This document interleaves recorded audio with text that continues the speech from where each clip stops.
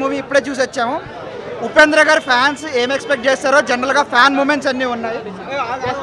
Fan మూమెంట్స్తో పాటు మీరు ఉపేంద్ర పాత సినిమాలు ఏవైతే చూస్తారో సిమిలర్లీ ఆ ఫార్మాట్ని కంటిన్యూ చేశారు ఉపేంద్ర గారు ఈయన ఓన్ డైరెక్షన్లో.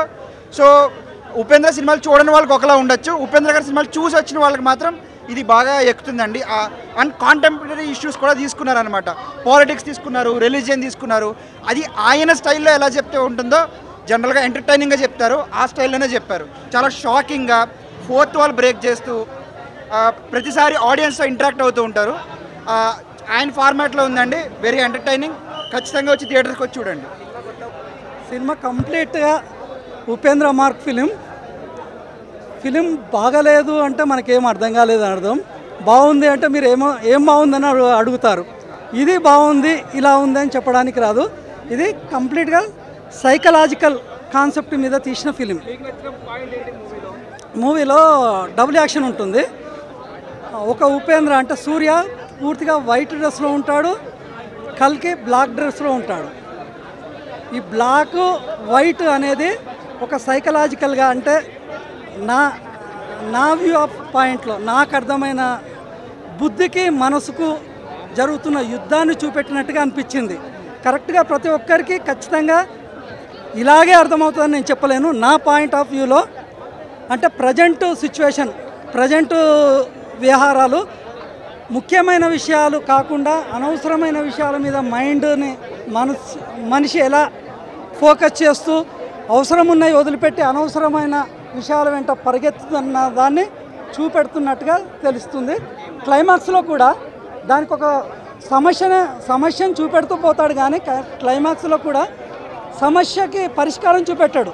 ఆ పరిష్కారం మనిషి తానే తెలుసుకోవాలి, పరిష్కారాన్ని తనే కనుగొనాలి. ఒకరు చెప్తే దానికి పరిష్కారం దొరుకుతుంది అని చెప్పినట్టుగా కనిపించదు. ఆ పరిష్కారం అనేది ఎవరి వాళ్ళే ఆ పరిష్కారాన్ని కనుగొనాలి, సొల్యూషన్ కనుగొనాలని ఉపేంద్ర మెసేజ్ ఇచ్చినట్టుగా నాకు అర్థమైంది. మీ ఇష్టం అని చెప్పాలి, ఇంటర్వ్యూలో ఆయన చాలాసార్లు చెప్పాడు. సో ఓపెన్గా చెప్పాలంటేనా ఇది మినిమం డిగ్రీ వాళ్ళకి అర్థమవుతుంది సినిమా. నిజంగా చెప్తున్నాను, సినిమా అయితే నాకు బాగా అనిపించింది. నాకైతే అర్థమైంది. కొన్ని సీన్స్, డైలాగ్స్ చాలా బాగున్నాయి, రియాలిటీగా అనిపించింది. ఒక సొసైటీలో ఇప్పుడు ఏం జరిగిందని రియాలిటీగా తీసాడు. నిజంగా రియల్ సార్ అన్న, ఎటువంటి కామెడీ పెట్టాలి, అయితే ఇక్కడ సాంగ్ పెట్టాలి, ఇక్కడ ఎలివేషన్ పెట్టాలి, ఇటువంటివి కాదు. ఆయన అనుకున్నది తీయడంతో ఇప్పుడే చెప్తున్నా. స్టార్టింగ్ లైనప్లోనే మీరు మూర్ఖులు అయితే సినిమా చూడండి, మీరు ఏమంటారు చదువుకున్న వాళ్ళు అయితే సినిమా చూడకండి అని చెప్తాడు. వేరే లెవెల్ అసలు సినిమా మాత్రం ఎక్స్పెక్టేషన్స్ అయిపోమని. ఉపేంద్ర క్యారెక్టర్ కానీ, శంకర్ గారి క్యారెక్టర్ కానీ వన్ మ్యాన్ షో అని చెప్పుకోవచ్చు భయ. మన రేష్మి గారి క్యారెక్టర్ కానీ ప్రతి నిజంగా వేరే లెవెల్ అని చెప్పుకోవచ్చు. బ్యాక్గ్రౌండ్ డిస్కైంది భయ, మిడిల్లో అంటుంది భయ, వేరే లెవెల్ ఎక్స్పెక్టేషన్స్ కానీ. సాంగ్ కానీ నాది చాలా పెద్దది, వీడిది చాలా చిన్నది, సాంగ్ మేక్ ఓవర్ కానీ ప్రతిది బాగుంది భయ. సినిమాలో మాత్రం పాయింట్ ఆఫ్ వ్యూగా చూసుకుంటే వేరే లెవెల్ అని చెప్పుకోవచ్చు. డైలాగ్స్ అయినా మన రాతోటి ఏతోటి ఉపేంద్ర అని సినిమాతోటి ఎట్లయితే మనకు ఫేవరెట్ అయ్యారు, ఈ మూవీతోటి మాత్రము నాకైతే ఇప్పుడున్న జనరేషన్కు ఒక మంచి మెసేజ్ ఓరియంటెడ్ ఫిలిం ఇచ్చిండు. ఆయన ప్రజెంటేషన్ అంటే ఇప్పుడు ఉపేంద్ర గారి ప్రజెంటేషన్ ఏదైతే ఉంటుందో అది అందరు ఇస్తారు మెసేజ్.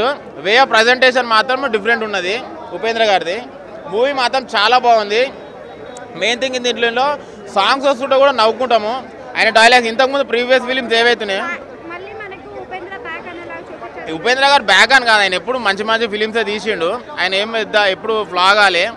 కాకపోతే ఏంటంటే ఉపేంద్ర గారి ఫిలింలో మనం ఏదైతే మిస్ అవుతాం అంటే ఇప్పుడు ఆయన జోక్స్ అయినా సరే, ఆయన కామెడీ అయినా సరే ఏదైతే ఏమంటారు మిస్ కామో, దీంట్లో కూడా అసలే మిస్ కాము. ఇందులో మూవీ మాత్రం ఆయన వే ఆఫ్ ప్రజెంటేషన్ మాత్రం చాలా బాగుంది. ఉపేంద్ర గారి మార్క్ మాత్రం దీంట్లో కంపల్సరీ కనబడుతుంది. అన్నా నాది చాలా పెద్దది, వాడికన్నా నీది చిన్నది. ఏం సినిమా తీశారన్న, అసలు మామూలుగా లేదు. నువ్వు మూర్ఖుడివైతే సినిమా మొత్తం చూస్తావు. అదే నాలా ఇంటెలిజెంట్ అయితే 10 నిమిషాలు చూసి వెళ్ళిపోతావు.